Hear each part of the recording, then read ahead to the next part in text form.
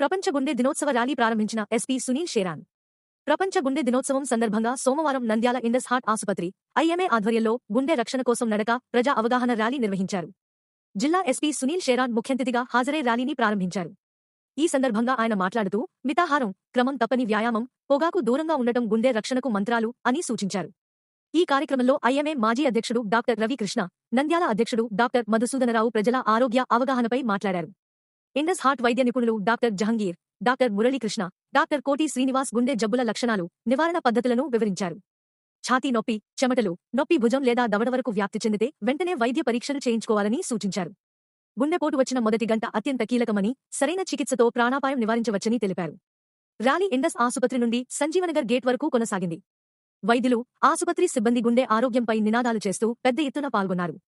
కార్యక్రమంలో ASP Alphonse, DSP Srinivasa Reddy, సీఐలు Asrar భాష, సుధాకర్ రెడ్డి, ప్రముఖ వైద్యులు, ఐఎంఏ సభ్యులు పాల్గొన్నారు.